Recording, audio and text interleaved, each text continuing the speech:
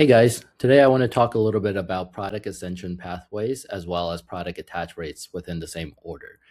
So we work a lot with e-commerce companies, and it's pretty key to understand the most likely types of products or specific hero products, gateway products, add-on products that customers are most likely to purchase at different times in their life cycle. And therefore, when we go into our retention analytics and what we do from a strategic standpoint, we usually start from looking at how a customer goes from a lead into a first-time customer, into a second-time customer, into a third, so on and so forth, as well as which specific products they purchase together and most likely to convert. So one thing we like to take a look at as initial frame setting is to understand what's the general numbers and funnel look like when a first time customer becomes a second time customer, becomes a third, etc. And this can go on and on. To understand like where is the key optimization points and where are we potentially currently leaking in the bucket, and also where do we leak into the most and what's the most critical points to increase LTV. So sometimes we see that once a customer makes that second purchase, then they're very, very sticky and they'll just keep purchasing regardless of your communications and such. Other times we see that it's kind of a one and done customer, in which case the name of the game is maximizing that first order AOV and getting add-ons as soon as possible. Also, a caveat there is looking at B2C versus B2B customers. So a lot of times with B2B customers, it's what I named formerly, which is like once they get on the rhythm, and that could be second order, it could be a third order, but once they get on the rhythm, then they become super sticky, very hard to kind of churn out. And that's where you really want to push them to that critical purchase point. Also looking through like what's the time between first order, second order, potentially second and third, whatever those time swath are, in terms of getting the best chance of conversions, because there is a natural cycle with the product purchases. So with that said, I think one thing that I want to share with you guys is the concept of product ascension pathways. And now there are third parties out there that with product recommendation engines and whatnot that process this at potentially a larger scale, especially if you have thousands of SKUs across your product set. But let's take example of this anonymous product set. This is real data, but just obviously I don't have the client's name on here. So for example, here, what we can see is there's like a clear hero product, this custom serum, as a one-time purchase of this product. And then this particular data set can have recurring subscription level components. So 6-month refill, annual plan, 3-month refill, etc. And you can see that by far, the first product purchase is going to be this one time of this custom serum. Then we can see the pathways of what's the next likely path in terms of them buying that second product. You can see the most likely still is going to be another purchase of the serum one time down the line. And then although there's also potential upsells into these refill plans and subscription plans, ultimately you can follow that through to third product, fourth product, etc. So this already gives us a good starting point in terms of calibrating our email, SMS, other channel messaging, so that we really want to lean into this highest chance of first purchase, which is going to be this one-time customer serum. Of course, we're going to give a nod towards just trying to get them on subscription right off the bat, but more likely we're going to get one time, and then we sort of have a branching, try to upsell subscriptions and or try to do replenishment on that one time. Now, here's a representation on graphically of those pathways alongside the average days between orders. So for example, here the serum is somewhat infrequent use or lasts a long time. So it's actually a bit more than a year in terms of a second purchase. But if we upsell into the plan, depending on the plan, yeah, it's also pretty slow with the upsell. So basically they reach a little bit over the year mark and potentially 2-year mark here for the 6-month refill.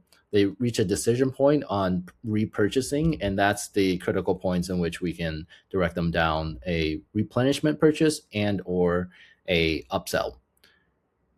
And along that too, one of the things to note is that previously we were looking at the second purchase strictly and how the customer moves to the second product, right? But at the same time, a single order doesn't necessarily contain a singular product off of the first order or the second or the third, etc. So when we look at it from that perspective and what I call the product attach rate, i.e., what other products are within the similar order, then we get a even more nuanced picture of what's happening. So this attach rate matrix is one way to look at it, and we slice the data a couple ways, but basically you can see this is a bit of a heat map on which products tend to be purchased together and have the highest chance of being that add-on product.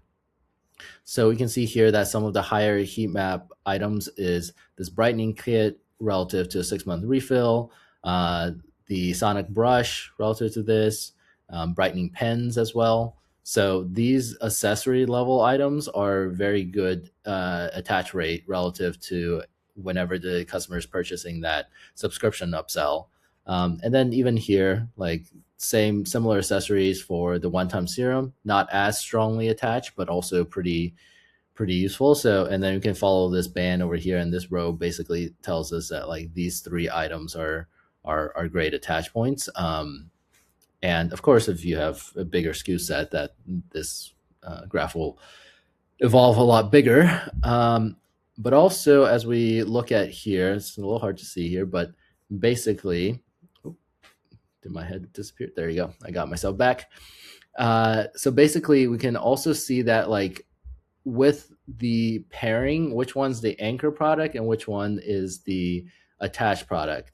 So if we pivot against saying, okay, if someone has a brightening kit in their cart, then what percentage of them has also the 6-month refill? About 44%, and that's the strongest correlation here. Versus if someone has a 6-month refill, what are the chances they have a brightening kit? And actually that's much lower at 6%. So this sort of like inversion or pivoting of the attach rates is also important to understand, like what, how do we position the add-ons versus how aggressively we push those add-ons. So yeah, and also here, for example, we can see that like Hero Serums, the custom one time is usually bought alone, but if they do have attach rate, or if they are attached to different they have other products attached to it, then it would most likely be some of these accessories. And that being said, accessories themselves are never usually sold solo. So 89 to 96% where if there is accessory that's being sold, that it's some other item inside of that.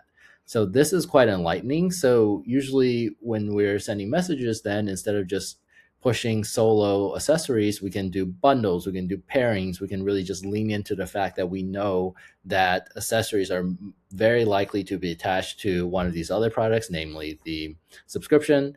And when upselling to subscription, we should also potentially lean into accessories. So this is a pretty simplistic example of the attach rates as well as a small SKU set in this example, but I wanted to get the juices flowing. And for any of you that are selling D2C, B2B commerce, or I guess it's not even limited to e-commerce. It could be any service or product, to be honest, to really start thinking about the analysis beneath all the data and to understand like what are those most likely ascension pathways to attach rates, so that when it comes to crafting your messaging and sending out replenishment flows, post-purchase flows,